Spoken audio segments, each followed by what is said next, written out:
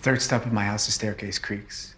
And whenever I'd come home late, I used to deliberately step on it. Just to signal that I was home, just to see if he'd be waiting for me at the top. No matter how late I came in or how old I got, he always used to wait for me there. He'd ask me how my night was, and I'd ask him why he was still up. He'd always say, I just wanted to make sure you're home safe, Mitch. But now it's always me looking out for him. That's a key scene from the short film The Top of the Stairs, written and directed by the CJN's own Mitch Consky, and now available to watch for free on CBC Gem. It's a small screen adaptation of Consky's journal that he wrote back in 2020, when his late father, Harvey Consky, a Toronto personal injury lawyer, was given very little time to live, diagnosed with an aggressive and incurable form of cancer. Mitchell was 25 then, and a journalist, and because it all happened at the start of the pandemic lockdown, the younger Consky decided he'd move back into the Toronto house he grew up in and become one of his dying father's main caregivers, while the rest of the family, his mom and sister and uncles, had to deal with quarantine issues because they worked in healthcare. The film tells the story not only of the weight and burden Consky felt at the time, and of course the grief at losing his dad, and the isolation during COVID, but it also shows the rare moments of solace that he and his dad found together. The film comes 5 years since Consky first published an essay about his experiences, adapted from the diary he kept, and next came a book, a memoir called Home Safe.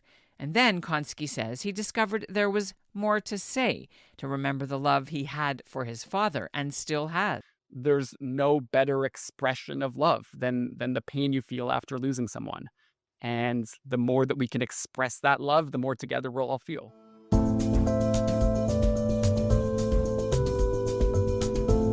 I'm Ellen Besner, and this is what Jewish Canada sounds like for Wednesday, October 1st, 2025. Welcome to North Star, a podcast of the Canadian Jewish News, made possible thanks to the generous support of the Ira Gluskin and Maxine Granovsky Gluskin Charitable Foundation.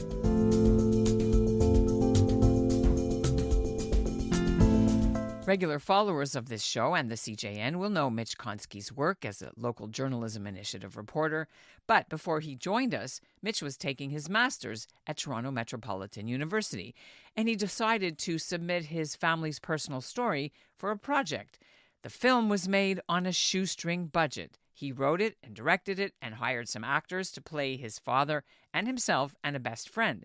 The 15-minute movie, interestingly enough, was filmed on location in his parents' real Toronto house, which added to the whole emotion surrounding making it. The Top of the Stairs has already been doing the rounds at some international film festivals. It won an award in Chicago and was nominated in Cannes last month. It was broadcast on the CBC's main network ahead of Yom Kippur, when many people remember their loved ones during the Yizkor service. Mitch joins me to talk about why he made the film. Mazel tov, congratulations. Thank you so much. Thank you. Well, it's really great to have you to talk about it, because I didn't know that while you're working as a reporter full-time at the CJN, covering campus and anti-Semitism and school education, you were also in the background doing this holy job to tell this story on the CBC. How did this film come about? Tell us the journey, the backstory. So we actually shot The Top of the Stairs almost 2 years ago.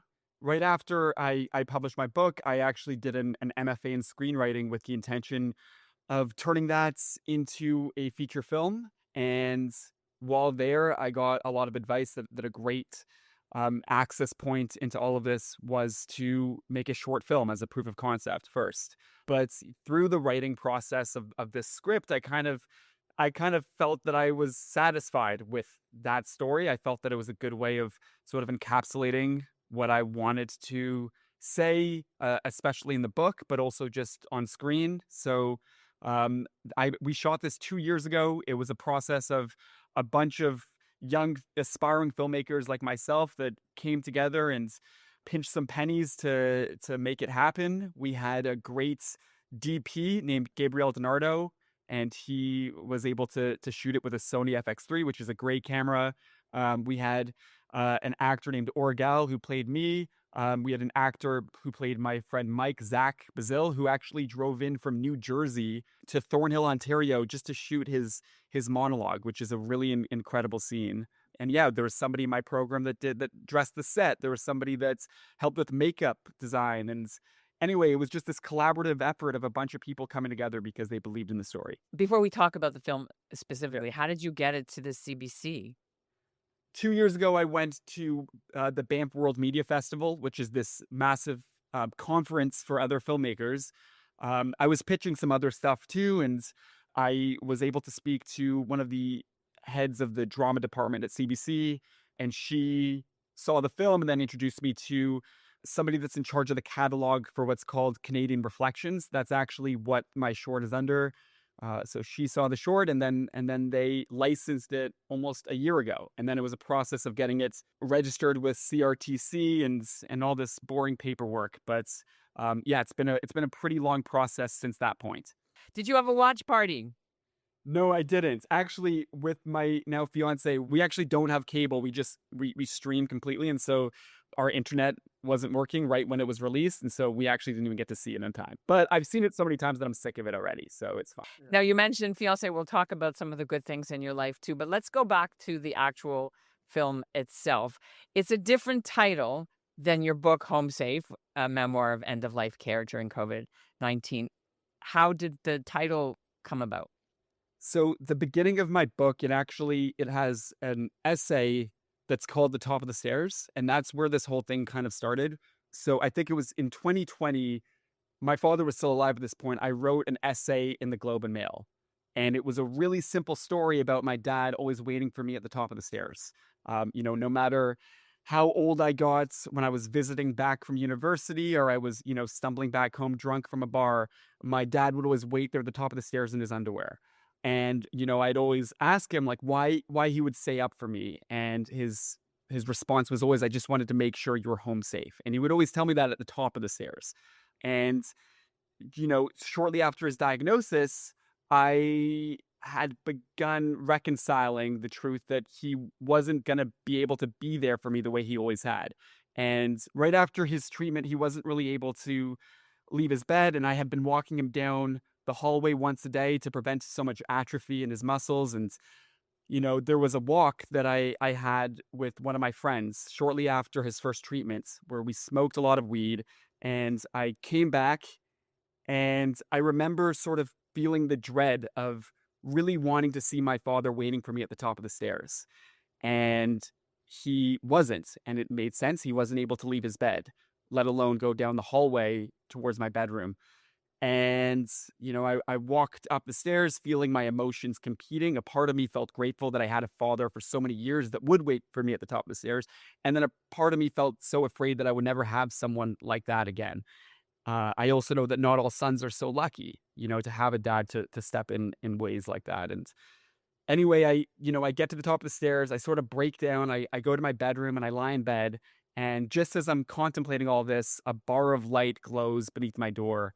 And I, go towards my bedroom door. I open it up, and sure enough, there's my dad standing in his underwear. And he said, I just wanted to make sure you were home safe. And it was this beautiful reminder that's, we have these cancer journeys, we have these terrible moments in our life, but there's still these momentary glimmers of return, which is what the film's about. It also talks about my good friend who lost his mother to cancer. And there's Mike. And Is that his real name? Yeah, his real name is Mike. There is a real Mike, yes. And, I remember talking to him about what to expect, knowing that every cancer journey is very different. But he gave me some guidance. He talked about this moment that he remembers where his mother was able. Spoiler alert, yes. Yeah. Anyway, there's a moment that he breaks down and he explains his experience, and it kind of gives me a little bit of solace and a little bit of hope. In terms of just looking at what's happening instead of the eventual outcome of what's to come. And anyway, that's all of what the film is about. Why did you pick the particular scenes that you focused on where it was tense between you and your dad? And then, of course, as you mentioned, the film gives you kind of a denouement. We had to condense a lot, and also because of budget, we couldn't hire more actors. And so in this film, this character is taking care of his father in total isolation. There's a line that he says that his sister and his mother, they're working in hospitals and isolating across town. And that was strictly a budget decision. We just couldn't afford more actors. And we also wanted to condense it into this 15-minute short. So logistically, it just made a little bit more sense to focus on the relationship between father and son, and then also the son and his friend. But it's also a tense scene because you're the only one doing full-time 24/7. Karen, you were what, 24, 25 at the time? Yeah, I was 25. Yeah. 25. And so you felt the weight of your responsibility. It came through very clearly, counting pills and looking for, not wanting to lose your, you had to get a little away from him. You can see this in the film just for a break, but then feeling so guilty. And I know so many people who are caregivers probably will totally identify with that feeling of it's all up to you, Right. but it's a big burden. Well, it was a shared burden. I mean, anybody that has lost a parent can understand that burden. I know you can understand it, and Right, but just in that moment that they weren't able physically to come because of COVID. They were stuck in an Airbnb. I mean, in the film, yes, but in reality, obviously, it was all hands on deck. But after I wrote the book, and I was thinking about this when writing the film a lot too, there was something unremarkable. And I don't mean that in a sense that it's insignificant. I mean more that it's just such a universal experience of feeling that weight of wanting to return the favor to a parent that has taken care of you. And as dreadful as that experience is, there's also a lot of there's relief in being able to return that favor. But yes, it was isolating, especially during the pandemic. The big part about my book and the story is that it happens right when everything shuts down. So it was back when everybody thought it was going to be a 2-week vacation and we were going to return to school and work. And so that sense of isolation that comes with caregiving was amplified by our circumstances.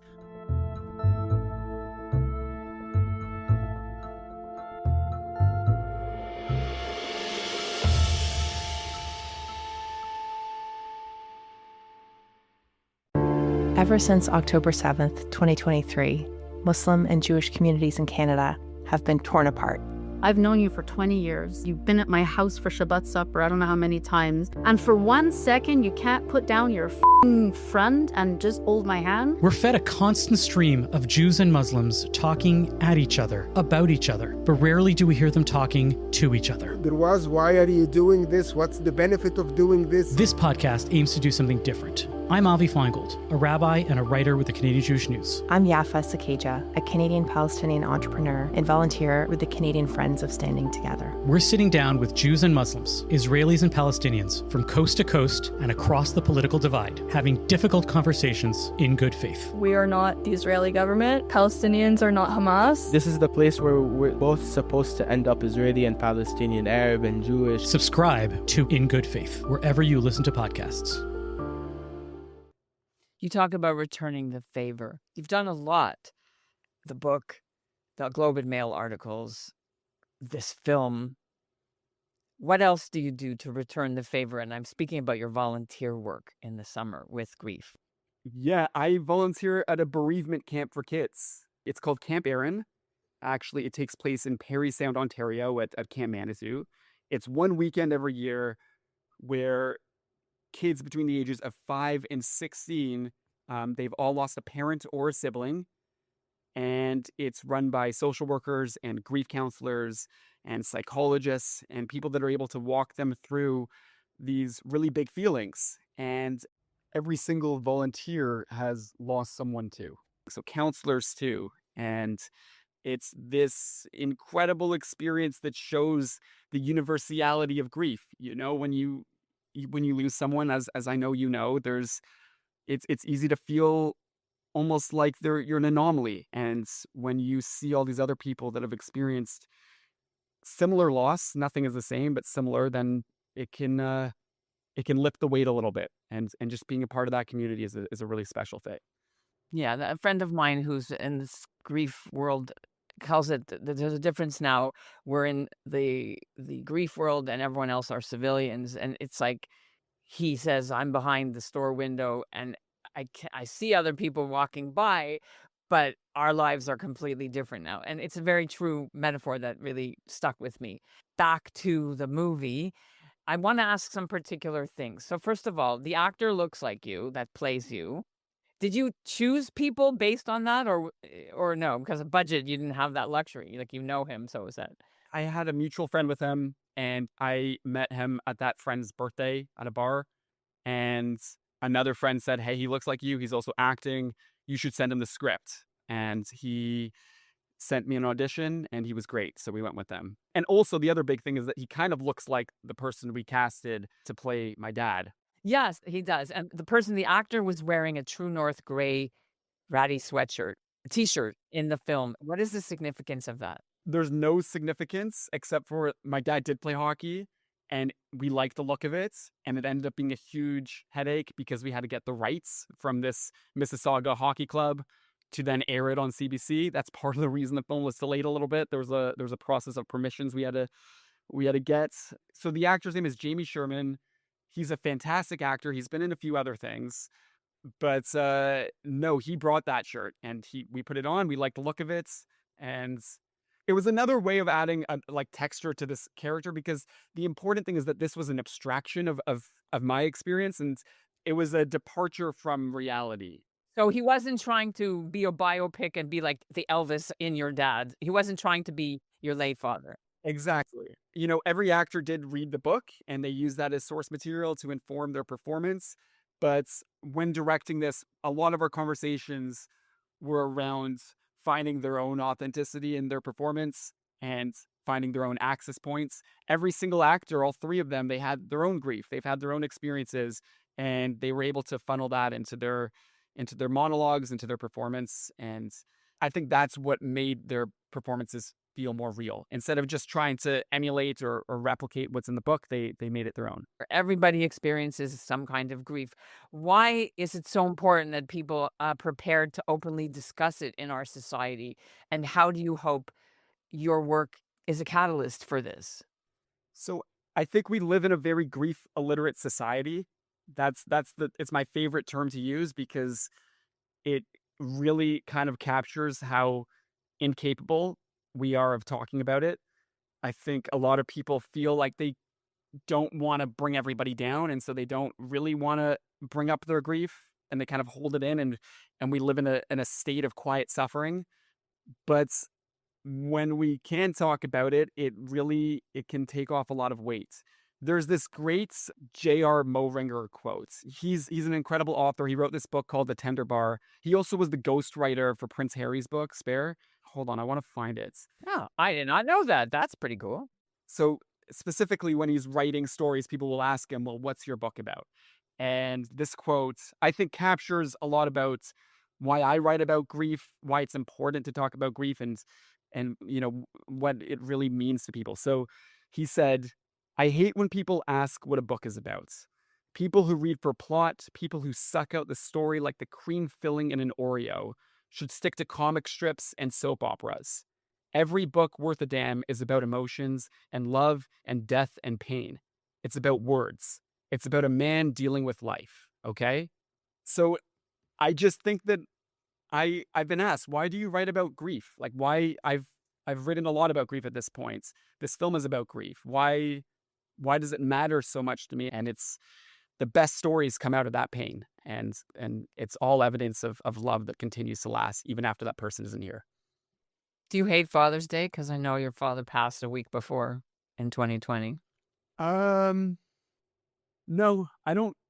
I wouldn't say I hate Father's Day. I like that I can take a moment. It's a little bit after Father's Day, but what I've started doing is getting in a canoe and eating a peanut butter sandwich. I used to do it alone, now I do it with my fiance, and it's an homage to a previous trip that I went on with my dad in his hometown where we had peanut butter sandwiches in the canoe.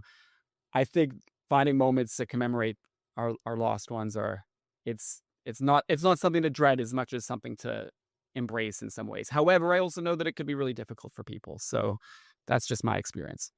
I like that. I think it's important for our listeners to know how you went home to shoot this, no? Yes.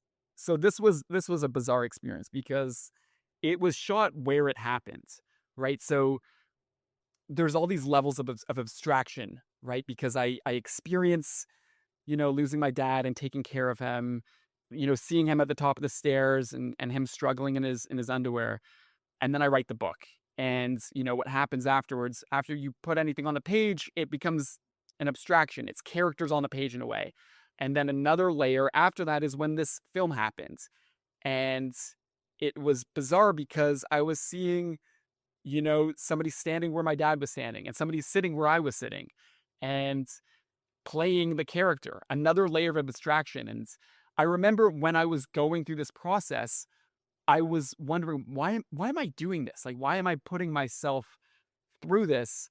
And I don't know if I have an answer. Maybe I'm obsessed with immortalizing my father or my experience in some capacity. I don't know, but maybe it was a form of reflection or meditation. I actually don't know, but it was just a wild experience of seeing exactly what happened. But this time, I had control over it. This time I had agency over what was happening. I think when my father was dying, I felt helpless. I felt isolated. I felt like there was nothing I can do. But this was a way of me sort of revisiting those moments, but being able to maintain a level of control. I love that answer. Were your folks and your family in the house when it was being filmed, or did you close the set? How did you decide?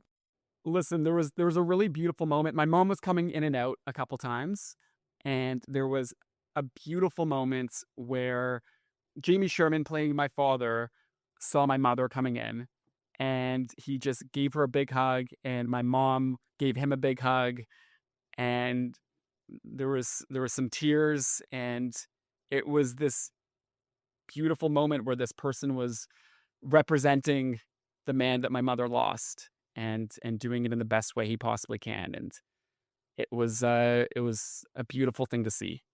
She also read an early draft of the script, as she always does. She reads all my stuff, and she tried to be as involved as she could, but I also wanted her to see the final thing when it was done and clipped and color corrected and all that. But yeah, she was there. My sister wasn't.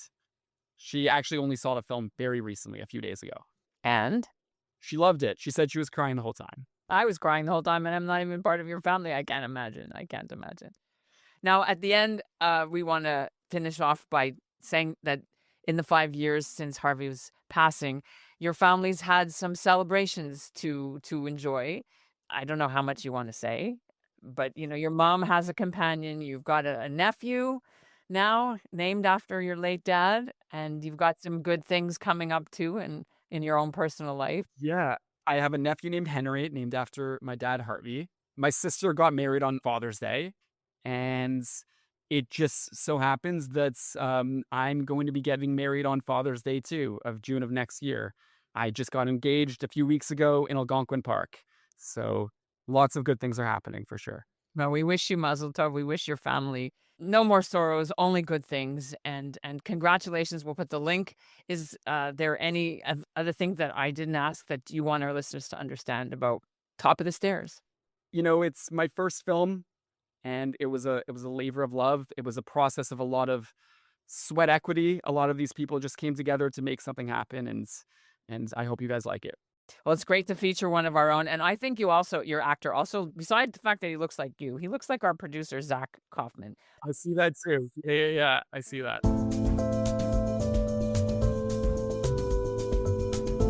And that's what Jewish Canada sounds like for this episode of North Star, made possible thanks to the generous support of the Ira Gluskin and Maxine Granovsky-Gluskin Charitable Foundation.